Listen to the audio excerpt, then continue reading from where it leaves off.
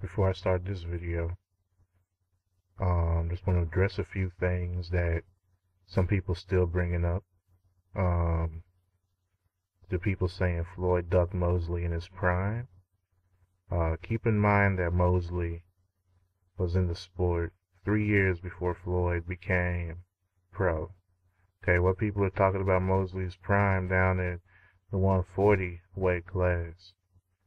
By the time Shane moved up there, Floyd had just started, Shane had just got the the lightweight title, and Floyd was still working his way up. He didn't have a name yet. And then Floyd got that flyweight title. He was busy defending that. And people seem to forget that. So people who don't know that, shut the hell up. Floyd called Mosley out. Mosley said he was going to wait for a toothache to heal, come back in May and fight him the next year, and never showed up. So, get mad at Mosley for starting his career 3 years too early. Next issue. People saying Floyd isn't fighting enough because he don't have up to 50 fights and Pacquiao does. Okay, Pacquiao was a pro for almost 2 years before Floyd was. He had 15 fights before Floyd had his first pro fight. You want to compare them, since Floyd turned pro, Pacquiao got 44 fights, Floyd got 42. So it looks like Pacquiao ain't really fighting enough either. So y'all can shut the hell up about that too. But next, what I want to do in this video is address some things that some people don't notice, and some people have commented on some of my videos about, or sent me messages about, and some other stuff that I'm still seeing people complain about anyway that doesn't make no sense. First thing being the fight with Victor Ortiz. People are still saying that what Floyd did was dirty, but I got a little something for y'all to watch that shows that what he did was in fact not dirty at all. So watch this and then form your opinion about whether or not it's still dirty. Obey my commands at all time. Obey my commands at all time. Obey my commands at all time. Let's go.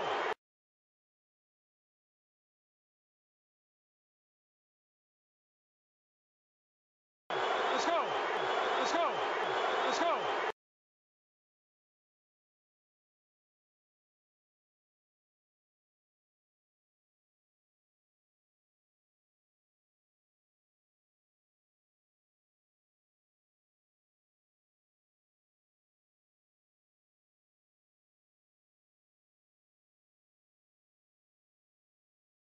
Obey my commands at all time. Covering. Covering. Covering. Covering.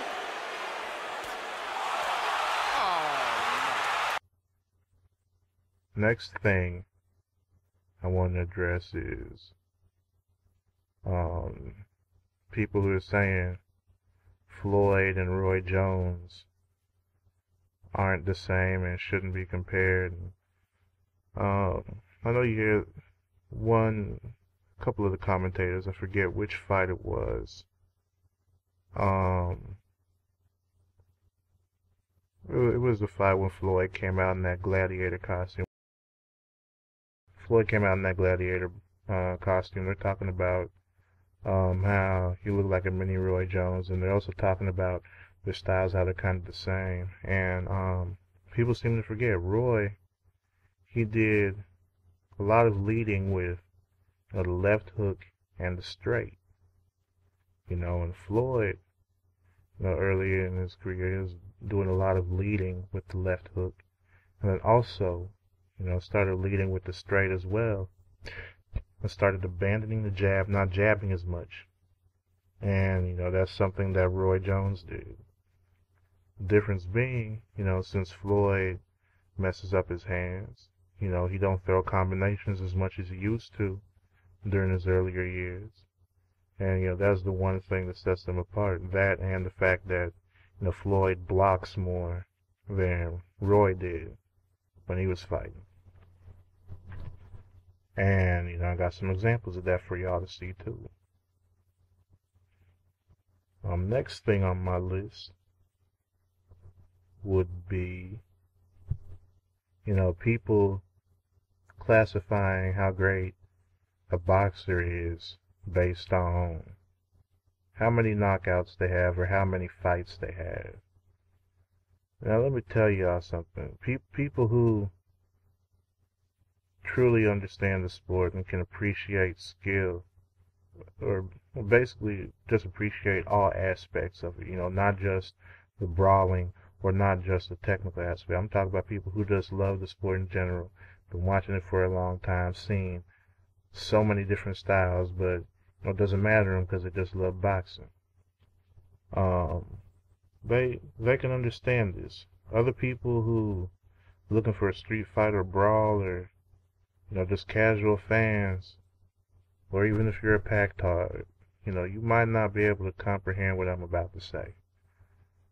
And, you know, it just sucks for your ass. And you can try to understand it, but, you know, I doubt you'll have any luck. Anyways, what I'm going to say is, anybody can score a knockout. But not everybody, you know, has a boxing IQ to just totally outclass their opponent in every way in the ring. You know? That's something that truly takes skill. But, you know, something Mike Tyson said, you know, when he was being interviewed by, I forgot his name, little white dude, went up in there. Did he have glasses? I don't remember. I remember he had that short blonde hair or whatever. He was going in. He was in the ring with Tyson, you know, having Tyson explain some of the things he did in the ring, you know, that he was able to pull off well, you know, like the hooked and uppercut, you know, combo he did, and, you know, some of his defensive techniques. And then he also got in the ring with Floyd a little bit, had Floyd explain now how he fights southpaws and how his Philly shell defense and the shoulder rolling work. If y'all seen those videos, then y'all know who I'm talking about. Anyways, Mike Tyson, when dude was in there with Mike Tyson, he asked him, you know, are punchers made or born, you know? And Tyson was saying, you know, that's something that you're born with, you know. And, you know, he brought up Tommy Hearns, who, you know, for his size could knock out dudes that was heavyweights, you know.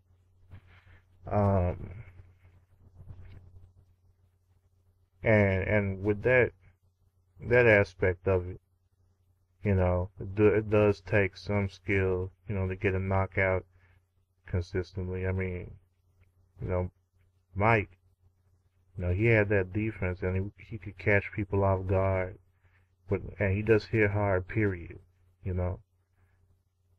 Knockout, you got to hit somebody in the right place, the right time, you know. And so a lot of it's left up to chance when you look at it like that.